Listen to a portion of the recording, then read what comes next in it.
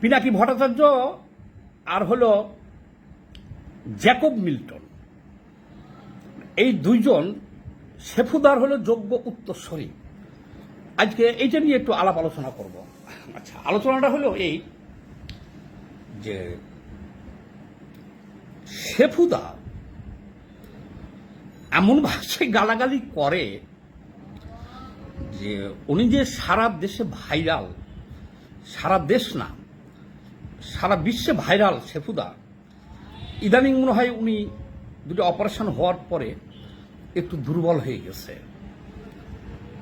গালাগালিটা আর ওই পর্যায়ে করতে পারতেছে না, কিন্তু ভাইরাল হয়ে গেছে সারা দেশে বিশ্বে।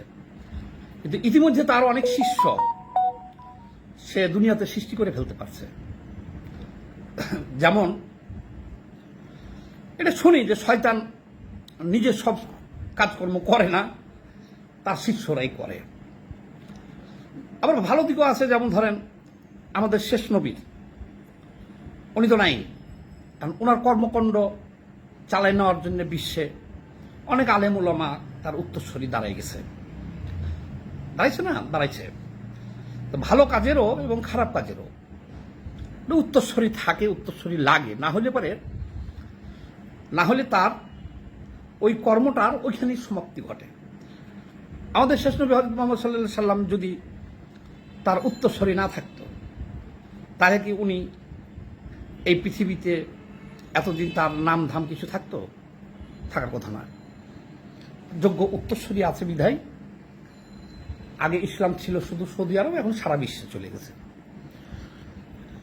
শেফুদা তার দুটা তিনটা অপারেশন হয়ে গেছে, সে আর ওই ধরনের গালাগালি করতে পারে না, বিভৎস গালাগালি করতে পারে না। ইতিমধ্যে তার বেশ কিছু উত্তরসূরি আমরা দেখতে পেতেছি। তার মধ্যে আজকে যে দুইজনের কথা আমি বলবো, তাকে আপনারা সবাই চিনেন। একটা হলো পিনাকি ভট্টাচার্য, ফ্রান্সে আছে, আর একটা হলো জ্যাকব মিল্টন, সম্ভবত আমেরিকায় থাকে। এদের ভিডিও আমি পুরোটা কোনোদিনই শুনি নাই, কারণ এটা সম্ভব না। জানি যে কখন গালাগালি শুরু করবে, হয়তো 2-1 মিনিট শুনি, থিমটা দেখি, তারপরে যখন গালাগালির সময় আসে তখন এটা সরে যায়। মানে এই ধরনের গালাগালি আবার এই ধরনের মানুষের কাছ থেকে, মুখ থেকে শোনাটা, এটা অত্যন্ত বিব্রতকর নিজের কাছে এবং কুরুচিপূর্ণ। তো এখন এরা কি জন্য এগুলো করে? দুজনই শিক্ষিত, ইনি ডাক্তার, এমবিবিএস ডাক্তার, তো মেধা আছে, আর একজন রাইটারও বটে। আবার আমাদের সাথে শাহবাগে যুদ্ধাপরাধীদের ফাঁসির দাবিতে আন্দোলন করছে, দেখছি ভালো সংগঠকও সে। আচ্ছা, আর আচ্ছা, জ্যাকব মিল্টন আমেরিকায় থাকে, ইংরেজি ভাষাতেও দক্ষ।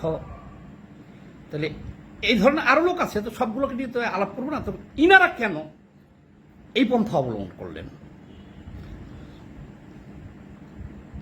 এনাদের ভিডিওতে যে ধরনের গালি ব্যবহার করা হয়, আমি আগে ক্ষমা চেয়ে নিচ্ছি যাদেরকে উদাহরণ হিসেবে বলবো, আমি তাদেরকে আন্ডার এস্টিমেট করার জন্য বলছি না, মানে কি উদাহরণ হিসেবে যাদের নাম এখন আনবো তাদের উদ্দেশ্যে বলতেছি যে আপনাদের সমাজকে হেয় করার জন্য না, কিন্তু এখানে উদাহরণ লাগবেই। যেমন পতিতালয়ে যারা আছে, নারী পুরুষ, তাদের এই গালিগুলা তারা সবসময়, দিন রাত্রি সবসময় তারা দায়ী, কিন্তু এইটা আবার তাদের জন্য ওখানে প্রযোজ্য, মানে কেউ কিছু মনে করে না, ওখানে তারা এই ভাষাগুলো প্রয়োগ করে।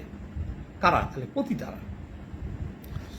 আরও আছে, ধরেন যেমন আমাদের দেশের বস্তিতে যে সমস্ত নারী পুরুষরা থাকে, বা রিক্সা চালকরা, বা আরও নিচের লেভেলের যারা মেথর আছে, সুইপার আছে যারা, এদের মধ্যে এই গালাগালিগুলো, অকথ্য ভাষায় গালিগুলোজগুলো চলে, আমরা দেখেছি। কিন্তু এই গালিগুলা পিনাকি ভট্টাচার্য এবং জ্যাকব মিল্টনের মতন উচ্চশিক্ষিত মানুষরা কেন ব্যবহার করে? এটা একটা গবেষণার বিষয়, সেই তথ্যগুলো আমি আপনাদেরকে দিব। আর শেফুদার ব্যাপারটা হলো ভিন্ন। শেফুদা আমাকে প্রায় মাঝে মধ্যে ফোন দিয়ে বসে, ভিডিও কল, রাত 3টা নাই, 2টা নাই, 1টা নাই, হঠাৎ ফোন দিয়ে বসে। কখনো ধরি কখনো ধরি না, যাই হোক। তো উনি মনে হয় ইদানিং একটু দুর্বল হয়ে গেছে। আপনি যদি সমাজে সেলিব্রিটি হতে চান, আপনি দুইভাবে সেলিব্রিটি হওয়ার সুযোগ আছে। আপনি যদি প্রচার পাইতে চান, সমাজে পরিচিতি লাভ করতে চান, আর এখন তো ভাইরালের নেশাই মানুষকে পেয়ে গেছে, আপনি যদি ভাইরাল হইতে চান তাহলে আপনার দুইভাবে হইতে হবে। এক হলে পজিটিভভাবে হওয়া যায়। পজিটিভভাবে হইতে গেলে আপনার সেই মেধা বলতে আপনি ডাক্তার বা ইঞ্জিনিয়ার, তাই বলে কিন্তু আপনি ভাইরাল হইতে পারবেন না। ভাইরাল হইতে গেলে আপনার যে কোয়ালিটি থাকতে হবে, মানে জনগণ যে আপনার কথা শুনবে, আকৃষ্ট হবে। কেন? তো যাই হোক, আর একটা হলো পজিটিভভাবে প্রচার পাওয়া যায়, আর একটা হলো নেগেটিভভাবে প্রচার পাওয়া যায়। নেগেটিভভাবে প্রচার পেয়েছে কারা? নেগেটিভভাবে প্রচার পেয়েছে ধরেন মোটামুটি সারা দেশের মানুষ চিনে, নেগেটিভভাবে প্রচার পাইছে হিরো আলম। কেন হিরো আলমের এত মানুষ চিনে? কেন তার সে এত বড় সেলিব্রিটি? কেন বাংলাদেশ এবং ভারতের সব মানুষরা চিনে? বড় বড় নায়ক ফেল তার জন্য। কারণ হলো সে যা কিছু করে সবই নেগেটিভ। নেগেটিভ মানে সে দেখতে কুৎসিত, মূর্খ, পাড়াগাঁয়ের একটা ছেলে, তার কুৎসিত চেহারা, কালো এবং শর্ট, সে কথা বলতে পারে না ঠিক মতো, সে ভাষা জ্ঞানও নাই বা এমনি কথাও তার বাইজে যায়। তাহলে এই সব মিলিয়ে তো তার নায়ক হওয়ার কোনো যোগ্যতা নাই। আছে, কিন্তু সে নায়কের অভিনয় করে। এইটা মানুষ নেগেটিভভাবে খুবই এনজয় করে এটাকে, যে ছেলেটা নায়ক তো দূরের কথা, এফডিসির গেটে ঢুকার পারমিশন তার পাওয়ার কথা না। এরকম হচ্ছে যে ভালো কোয়ালিফাইড ছেলে পেলে প্রতিদিন এসে ঘুরে যায়, কিন্তু সে সরাসরি নায়ক, প্রচার পাইছে। সে কখনো ওই অ্যারাবিয়ান পোশাক পরিয়ার নিচে নিয়ে গান গাইতেছে, বাংলা ভাষা বলতে পারেন না, অ্যারাবিয়ান ভাষায় গান গাইতেছে, অ্যারাবিয়ান পোশাক পরিয়া। সে কখনো আফ্রিকার ভাষায় গান গাইতেছে, জঙ্গলের গাছপালা লতা পাতা গায়ে জড়াইয়ে নিয়ে সে জঙ্গলে গাছের উপর যে গান গাইতেছে। তাহলে স্বাভাবিকভাবেই সে সারা বিশ্বে ভাইরাল হয়ে গেছে। এটা হলো নেগেটিভভাবে ভাইরাল হওয়া। আরো ভাইরাল হওয়া চিন্তা করে দেখেন। আরো বলি, সিদ্দিক নামে একটা চোর আছে, সিদ্দিক চোর, সে সারা দেশে ভাইরাল। কেন? সে 500 টাকা চুরি করছিল, চুরি করে নিয়ে পলাইয়া যে নিজের খাটের নিচে পলাইছিল নিজ বাড়িতে, তারপর তাকে ধরে নিয়ে আসছে। তাকে জিজ্ঞেস করছে, তুমি কি চুরি করছো? কয়, হ্যাঁ আমি করছি, ভুল হয়ে গেছে, আমাকে ক্ষমা করে দেন, আমি 500 টাকা চুরি করছি। সে অস্বীকার করেন নাই। তুমি কি করো? কয়, আমি ভিক্ষা করে খাই। বিয়ে কয়টা করছো? আমি বিয়ে তো করি, থাকে না, চলে যাই আমার সাথে।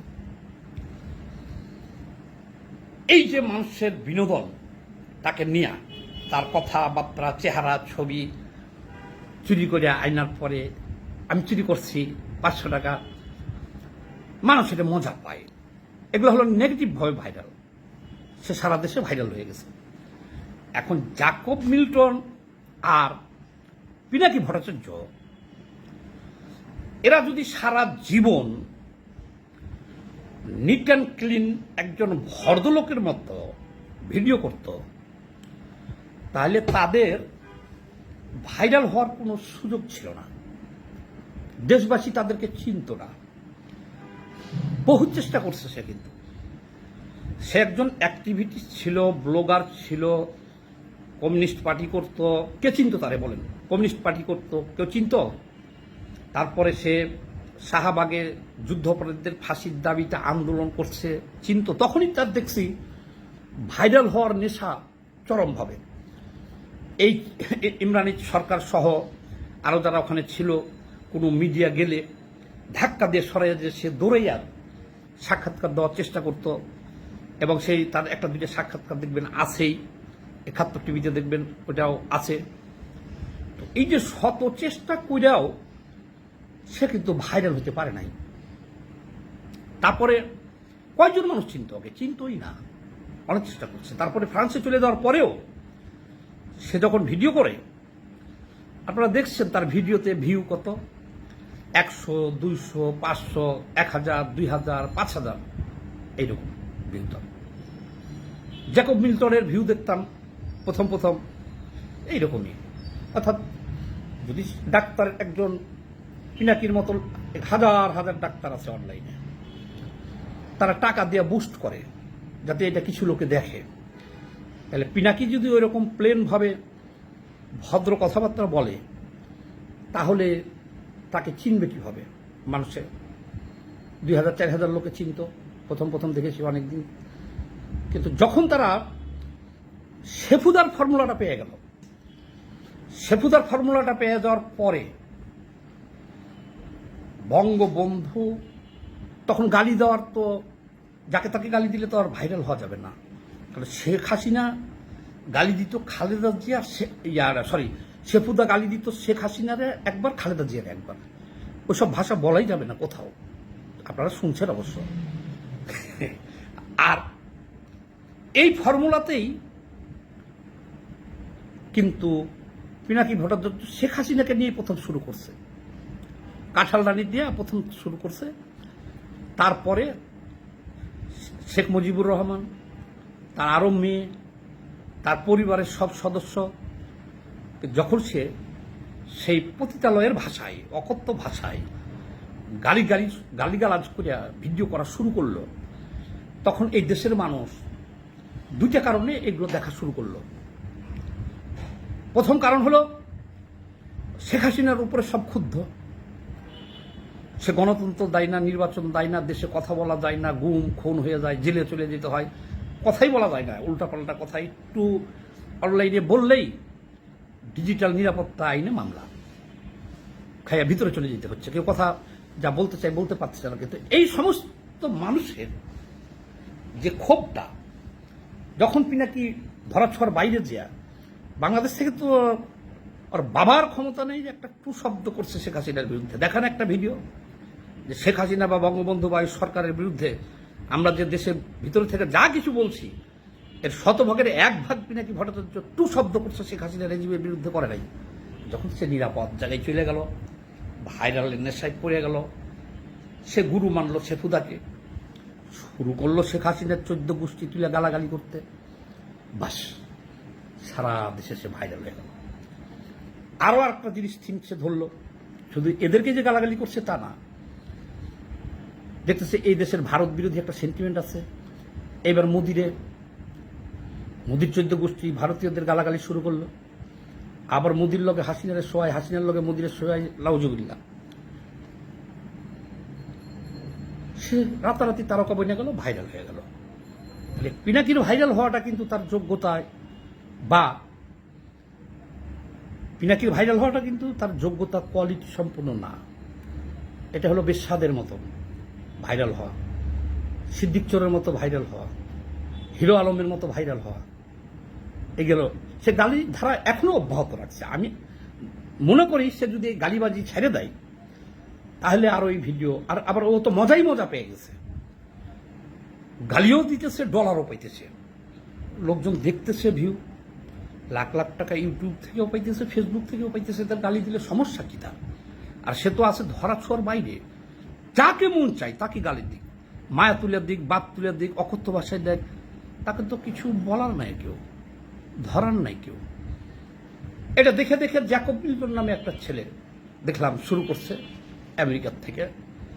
ইদানিং দেখলাম বাংলাদেশের মির্জা ফখরুল, মির্জা আব্বাস, মানে কাউরে বাদ রাখতেছে না আর কি, এমনভাবে অকথ্য ভাষায় গালিগালাজ করতেছে, তার চেহারাটা দেখলে পরেও মনে হয় যে যোগ্য উত্তরস্বরী সে ইয়ার ওই শেফুদার যোগ্য উত্তরস্বরী। দেখেন, যোগ্য ভাবা পজিটিভ ভাবে ভাইরাল হওয়াটা এটা খুবই টাফ। যেমন ধরেন আমাদের বাংলাদেশে আরো অনেক ইউটিউবার আছে না, ভদ্রলোক ইউটিউবে কাজ করতেছে, রাজনীতিবিদ আছে, সাংবাদিক আছে, যেমন ধরেন জিল্লুর রহমান, তৃতীয় মাত্র গালাগালি কতটুকু ভাইরাল হইতে পারছে, তারপর মোটামুটি কম হয় নাই, কিন্তু হলে এরা পজিটিভ ভাবে হয়েছে। গোলাম মাওলা রনি, তারপরে যে ডাক্তার জাহিদুর রহমান, এই যে যারা আছে এখন এরাও বেশ সুপরিচিত, কিন্তু এনারা পজিটিভ ভাবে কষ্ট করিয়া, ধৈর্য করিয়া, ধরিয়া, লেখাপড়া করিয়া, জ্ঞান গরিমা অর্জন করিয়া তারা ভাইরাল হয়েছে। এখন পিনাকি ভট্টাচার্য, গোলাম মাওলা রনি সাবেক এমপিও ছিল, একে যদি একটা গালি দিয়ে বসে, যে ভাষা ব্যবহার করে, গোলাম মাওলা রনি তো তার উত্তরই দিতে পারবে না, সে হতবাক হয়ে যাব, তার কোনো কাউন্ট করতে পারবে না। সে আমার মনে হয় 2-3 দিন আর ভিডিও করবে না। হোয়াট ইজ দিস, এটা আমার কেমন কথা। ওরকমই এই জ্যাকব মিল্টন, আপনার এই পিনাকি ভট্টাচার্য, শেফুদা, এরা যদি ধরে এদেরকে, মাসুদ কামাল, তারপরে এই যে গোলাম মাওলা রনি, জাহিদ আছে না, জাহিদুর রহমান, এই যে বললাম ছেলেটার নাম কি, জিল্লুর রহমান, এদেরকে যদি ধরে বসে এরা, তাহলে এরা থান্ডার্ড হয়ে যাবে, যে হাই হাই বলে কি। কারণ এই ভাষা তারা কোনোদিন অনলাইনে বলেও নাই, শুনে অভ্যস্ত না, তাদের উপর যদি প্রয়োগ করে বসে, ওরা এর কাউন্ট করতে পারবে না। দেখবেন তারা কি করবে, তারা ওই বড় সব 2-3 দিন ভিডিও টিডিও করবে, অনলাইন সাইডে থাকবে। আর পিনাকিকে যদি কেউ এরকম একটা গালি দিয়ে বসে, গালিটা দিয়েই দেখেন, ধরে নেন কোনো পতিতালয়ের পতিতা পিনাকিকে একটা গালি দিয়ে বসছে, বা জ্যাকব মিল্টনকে একটা গালি দিয়ে বসছে, এর রিয়াক্টটা কি হইতে পারে এবার ভাইবে নিন। ভিডিও অনেক লম্বা হয়ে যাচ্ছে, সবাই ভালো থাকবেন, সুস্থ থাকবেন, ভাইরালের নেশায় কেউ এই সমাজটাকে ধ্বংস করেন না। এইসব পতিতালয়ের বস্তির মেথরদের গালি অনলাইনে আপনারা আইনেন না। সবাইকে ধন্যবাদ।